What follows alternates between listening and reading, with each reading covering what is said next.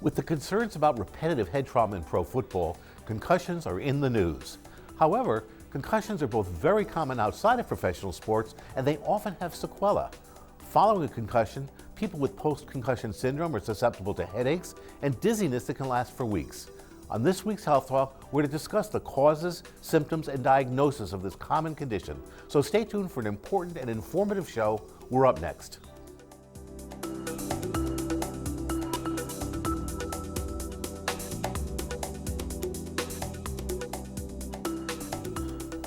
Hello, I'm Dr. Eric Mazer.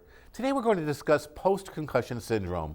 My guest is Liz Klumac. She's a physical therapist with rehabilitation services at Norwalk Hospital. It's great to have you in the show, Liz. Well, welcome back. Thank you so much, Eric. So we're going to talk about concussion, and I think my whole life people have talked about concussions. Every time you touch your head, it's a concussion or it isn't. How do we define a real concussion? What does that mean? A concussion is a mild traumatic brain injury where the brain sustains a blow inside the skull. It can cause chemical changes in the brain or structural changes that alter the way a person can think. It can cause dizziness, headaches, a whole host of different symptoms. Yeah, I think we forget we sort of are what we are in our head, and the brain is a very complex organ. Yes. And it's a piece of tissue sitting inside of a rigid skull surrounded by liquid. And so when you hit your head, that brain can bounce off the liquid. Exactly. And it can be injured, just like you bruise a muscle. Yes. But you may not see anything when you look on CAT scan or MRI, right? Yeah, typically there's no changes on standard imaging. But some of the more advanced imaging techniques are starting to show changes in the blood flow to the brain. So that's starting to be more utilized. So just because we don't see something on these x-rays, which again for our viewers are relatively crude pictures of what's going on at a detailed level, there can be real injury of that tissue, and of course that tissue is responsible for our thinking, for everything we do. For everything we do, yes. for how we, so it's really, I don't know what to compare it to, but dropping your TV off a second floor, you may not, you could not break the screen, but you can juggle up the electronics pretty well. Yes, it's like an invisible injury. But yes, it's if you liken the brain to an electrical circuit, it changes the circuitry in the brain so that patients often have difficulty with a wide range of functions. And it can be very disruptive to their life. And we were talking before the show that we're not going to focus on professional sports, but I think everybody's become much more familiar with concussions. It's in the news a lot more now. And I know that they have a football player who has gotten a hard blow to the head, and they take him in a tent. And then in the tent, they somehow decide this person has had a concussion or they don't have a concussion. Yes. What's going on in the tent? Let everybody know. There are some standardized. Let's pull back the. Yes, there's some standardized testing that they do in the tent. They're looking at the athletes' thinking abilities, how quickly they're processing information, their memory. They're checking them for dizziness. And the tent is so that it's an unbiased picture, so that there's no influence from the coaches or the fans. How smart they are, or whether they can recall the president, the 20-second. This is really speed processing of the brain, reaction time, yes, concentration, as you said. They do some balance testing. So they're looking for subtle signs of neurologic dysfunction. Exactly. Yes. And is that the bifurcation? If you hit your head, if you have some of those signs of neurologic dysfunction, even if they're mild, that's a concussion. And if you don't have them, you don't have a concussion? It could suspect a concussion.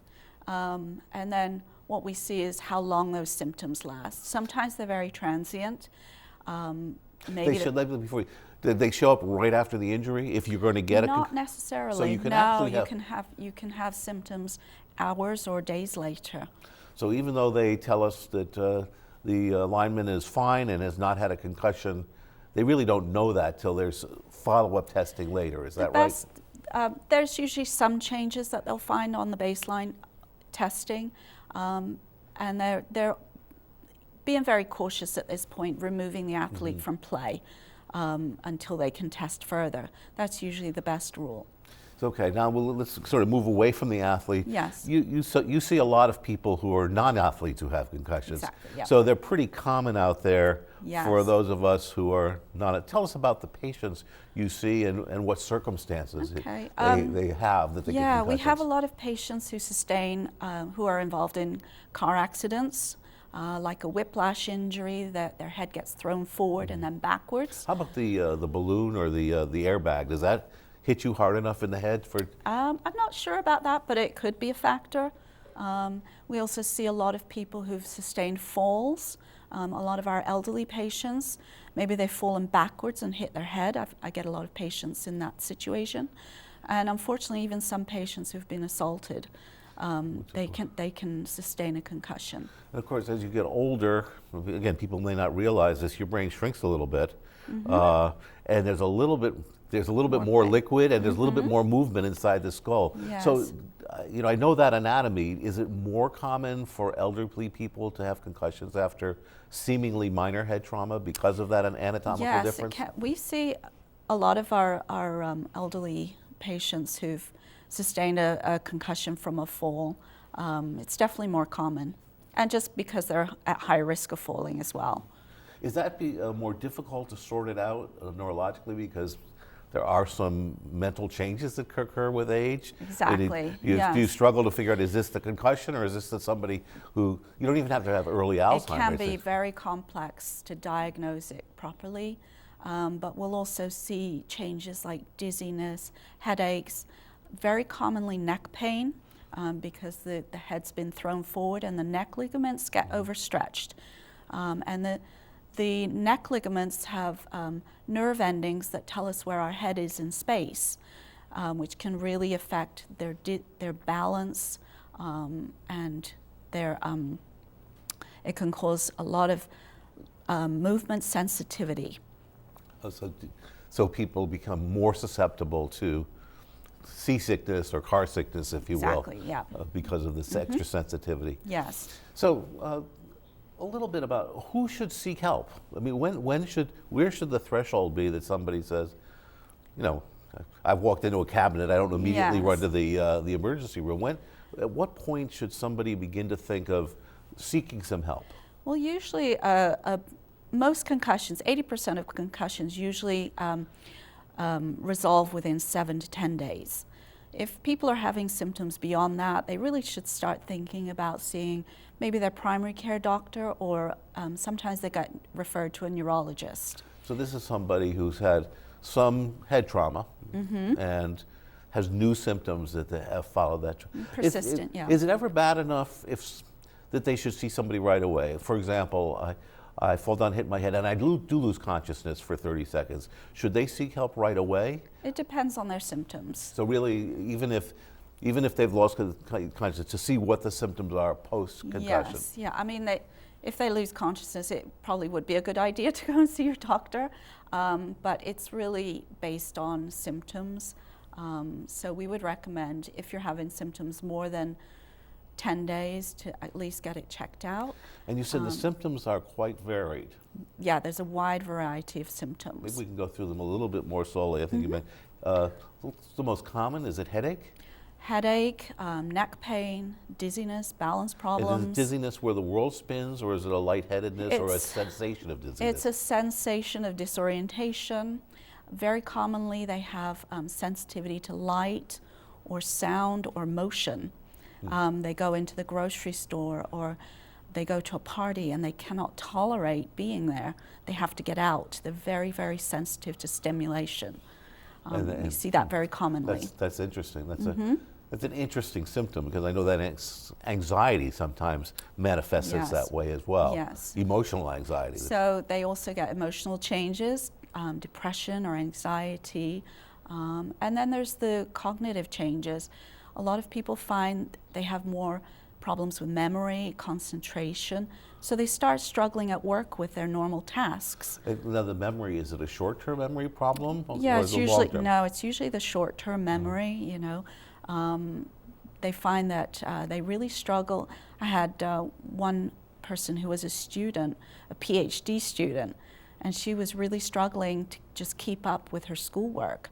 And she had to stop for a semester because she just couldn't keep up. And of course, these It's very cognitive frustrating. changes can create emotional reaction to that. Exactly. So it's a self-amplifying problem for a patient. Yes, it is. And they see their primary care physician, who says, yes, it sounds like you had a concussion and you're still having symptoms. What's the next step? Again, it will depend on the symptoms, but sometimes we get referrals directly from the primary care physician to physical therapy, or sometimes they will go to see a neurologist or an ear, nose, and throat doctor, depending on what they're presenting with. Because again, these symptoms are so varied, Yeah. and we want to make sure that this was, I don't want to say a simple concussion, because concussions aren't simple. They're never simple. But a concussion, as opposed to, there are other things can have similar symptoms, anywhere from brain tumors to bleeds under the Yes. brain. That's why it's important to get to strokes, seen and by you, your physician. and you want to make the right Yeah. diagnosis so you get the right therapy. Exactly, So yeah. you probably, if you're having symptoms like this, particularly I would think if you're older and more susceptible to things like strokes, Yeah. that you should really have that medical evaluation Exactly, first. yeah. We were saying though, from the standpoint of imaging, if I have a concussion, okay, it's going to show up on the MRI? Most often not. It's a mild traumatic brain injury, so it really happens more at the chemical level. There can be overstretching of nerve tissue. So that doesn't really show up on the traditional MRIs. So it's really, the EEG, are there any characteristic EEG, the brainwave test? That I'm not sure about. That would be more a question for a neurologist. But you know, there are a whole host of tests that I know that we can run, but it seems like the cognitive ones, as you said, reaction time, memory, short-term memory, which we can test pretty effectively. And we can we have test some concentration. specific balance testing and physical therapy that we can do to see how their reaction time for that. And when you get somebody referred to you as a physical therapist, do you go through different kinds of testing to see where the deficits are? Yeah, it's a very extensive evaluation. So it takes me quite a long time to really tease out what are the main areas of deficit, and I hone in on those first. But then I'll have to often go back and start treating the less, the more minor problems at a later date. So sort of summarizing, what was about 80%, you say, or not you say, but about 80% of concussions will resolve in 7 to 10 days and with no sequela. About 20% of them will have persistent symptoms. It depends on the age range. Athletes tend to be like 10%. General population, 15 Kids to 20. versus adults, we're running out of time, but do kids have more likely to be symptomatic or less likely? Yes, because of their developing brains, they tend to be more symptomatic. So. And so once you have that persistent symptoms, there are therapies available. We're going to discuss those at another time, but clearly there are therapies that help people get over these symptoms, so you don't need to suffer with them, is that right? Yeah, there's so much research going on in post-concussion syndrome right now, which is very exciting, and it's really showing that the traditional period of rest, it should last about 24 to 48 hours, and then we gradually get patients moving again. And we will talk about that again sometime in the future. By the way, we should differentiate this from the post-traumatic syndrome, the repetitive trauma syndrome that they're talking about with athletes. Yes, concussions can lead to that, but we're not talking about people that have that permanent brain dysfunction. This is a persistent syndrome that continues, but it can often resolve within a short time. I have to wrap it up here. Thank you very much. Thank you so much. Unfortunately, we've more than run out of time. I want to thank our guest, Liz Klumac, for joining me on Health Talk today, and thank you for watching. We just love to hear from you, so please remember to share your questions and your comments by calling us at Community Relations at Nuvance Health, 203-852-2250. I'll see you next time. Bye-bye.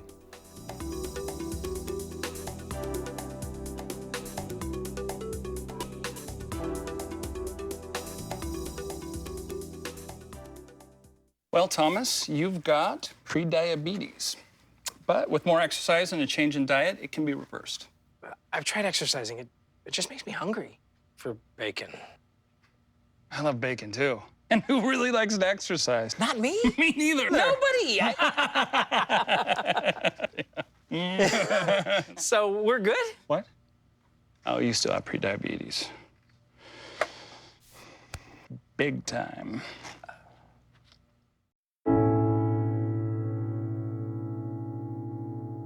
When I was 6, I had one thing on my mind. When I was 6, my days were spent playing basketball every chance I could. When I was 6, my dream was to make it to the NBA.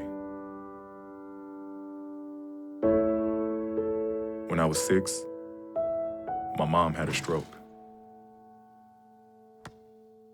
I'm Paul George, and I want you to learn the signs of a stroke fast. F-A-S-T. F, face drooping. A, arm weakness.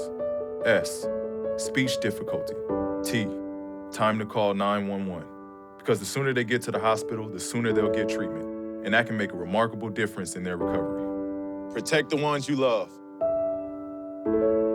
Spot a stroke, F-A-S-T, fast.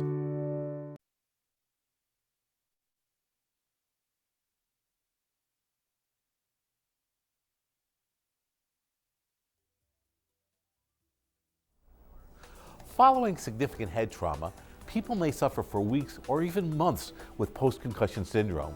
This includes headaches, dizziness, insomnia, and difficulty concentrating. The good news is that there is effective therapy available.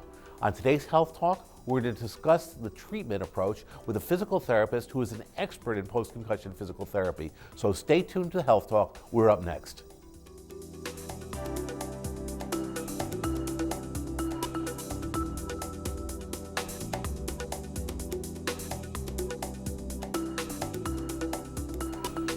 Hello, I'm Dr. Eric Mazer. Today we're going to discuss the treatment for post-concussion syndrome. My guest is Liz Klumac. She's a physical therapist with rehabilitation services at Norwalk Hospital. Liz, it's nice to have you on the show. Hi, Eric. How are you? There's so much talk about concussion. It's a big sports issue today. It's, I think, an issue for parents of young kids who are playing sports. Yes. And we're not just talking about tackle football. We're talking about soccer and ice skating and all sorts of things. Yes, it's But- a but common what- injury. But we're going to talk today, there really is treatment. So maybe let's start right at the beginning. What is a concussion? And then let's go into this whole issue of how do we treat post-concussion syndrome? Okay. A concussion is a mild traumatic brain injury that often occurs as a result of a sports injury or a car accident or even just a fall. So it's a blow to the head where the brain is injured inside the skull.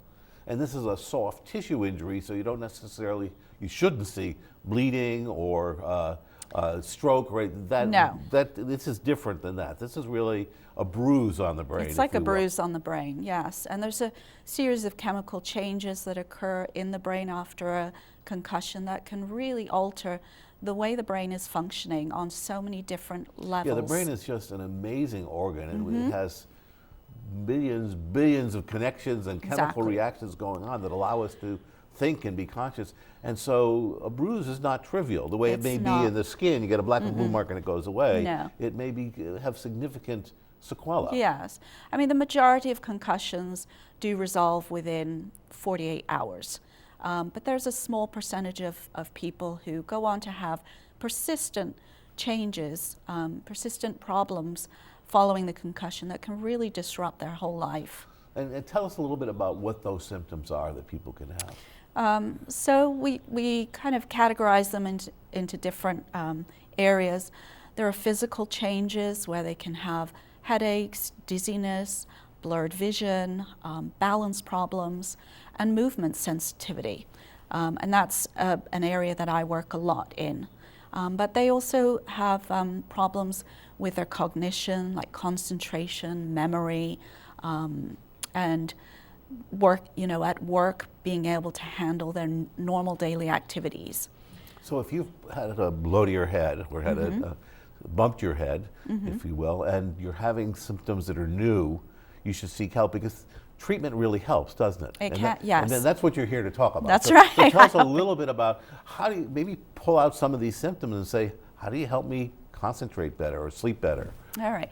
Well, the area that I work in physical therapy, I do a very detailed evaluation with them. And my primary goal is to find out what are the most prominent impairments. Oftentimes I'll start with, it might be headaches or neck pain, So I'm doing some of the traditional physical therapy like pain management, exercises. We have certain machines that can help with reducing the pain in their neck, teaching them about posture. We do a lot of strengthening of the neck muscles to help with that. And then I'll also work on looking at reducing their dizziness. So we have a lot of different techniques. Yeah, tell us about that, because so many people are dizzy out there. First of all, dizziness to a doctor can mean lots of different things. It can mean vertigo, where the world's spinning. It can be blood pressure related, where you get lightheaded. And then we have this, which I think is most of what you see, the sense of disequilibrium, this sense of not being stable, even though you're not spinning and you're not passing out. How do you go about getting that, making that better for the patient? So for the dizziness, oftentimes they're just very sensitive to visual stimulation. I will do very specific exercises that help get them used to that stimulation again. So it's just a gradual exposure. So you're getting somebody tolerant of exactly.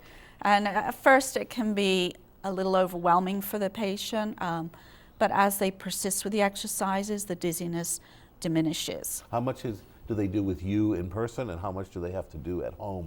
I will guide them with the exercises, but a lot of it will be home-based.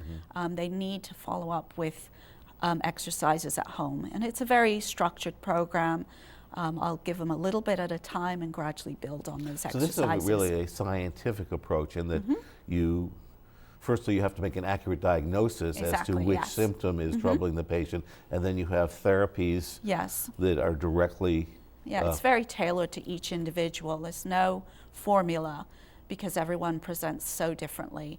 And we've mentioned, I think we were talking before the show, anxiety, depression can also be a manifestation of this. It seems it's sort of tying the psychiatric together with the physical. But how do you help people who have this free-floating anxiety or depression? Well, that's not my area of expertise, but we do work on some general relaxation techniques, and I will advise them. But if it goes beyond my realm, I will refer them out maybe to a psychologist or neuropsychology. But what are some? Everybody needs to relax. What are some?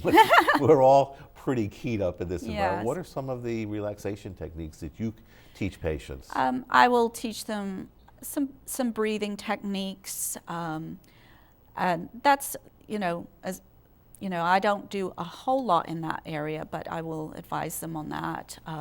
Some basic I'd like meditation. To just endorse breathing as a wonderful skill to acquire, because it really, it really does feedback on the body and sort of lowers that stress level very effectively.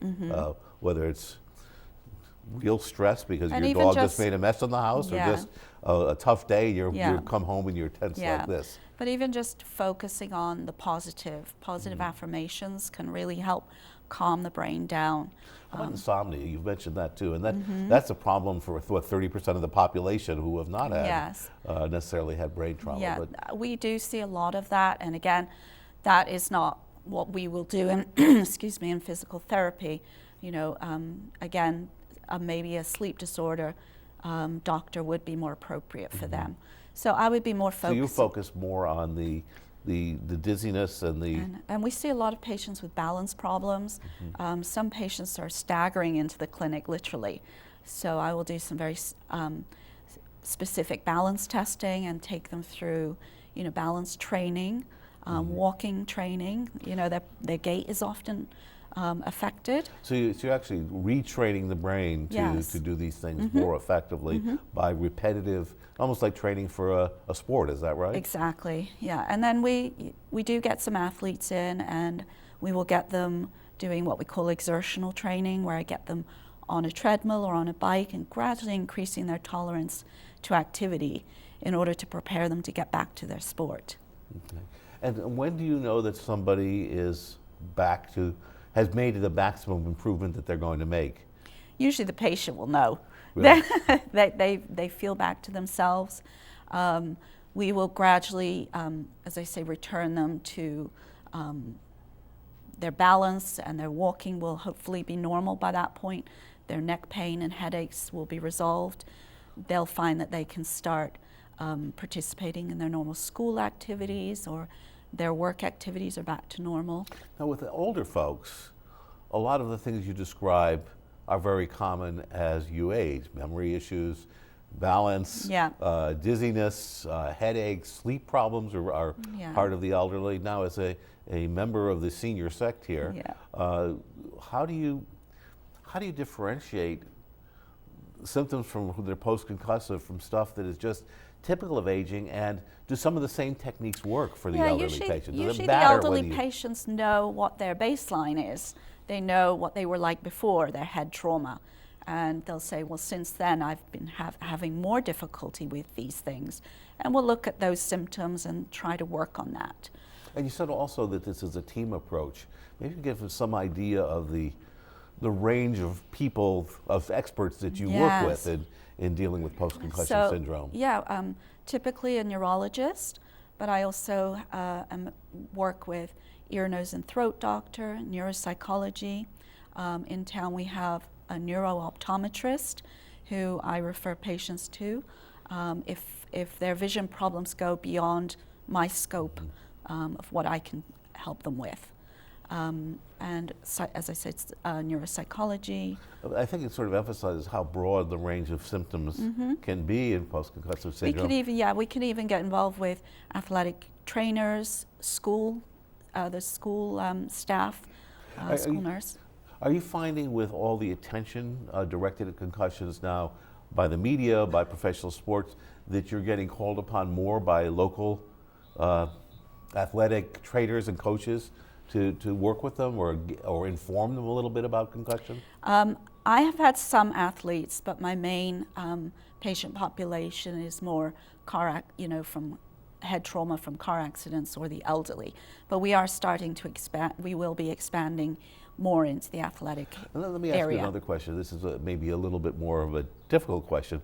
With car accidents, there's always this issue of liability out in the corner and legal action and suits for disability and people trying to maximize. Not that everybody does this, but it's part of the process. Yes. How do you deal with that? Because that must be. It's very difficult.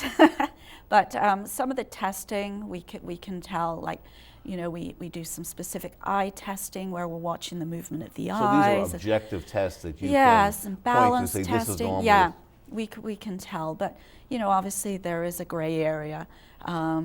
Sometimes people can magnify their symptoms, so it can be a challenging population to work even with. Without liability being an issue, there are some personalities that tend to magnify their symptoms and focus on them and maybe exacerbate them by focusing so much on them. There are other people that are, as you know, tend to. And the research is finding that patients who've had a history of, anxiety, depression, even some mental health issues before their concussion, they are more prone to post-concussion syndrome. So again, it's a very complex area to be working with. Is there an age group that you have the best success with, or a type of patient that you think this is going to be great because I'm going to make this patient feel? Kids versus adults. I usually find that it's an individual thing. Some patients are just really, really motivated to get better, and I don't think it's an age thing, because across the board I have some patients who are really engaged in their therapy. If they do their home program, they usually have really good success. And then others who may not be used to doing exercise their whole life, they're not so motivated, we don't have as much success. So I think it's more a personality rather than an age run out group. Of time, but just very briefly, how long a course of therapy? Is this a couple of weeks, several months of therapy? And again, it's an individual thing. Some people, their symptoms clear up very quickly. I've had others on program for 2 to 4 or 5 months. Okay. So it can vary. So very informative, very important information, and unfortunately we've run out of time.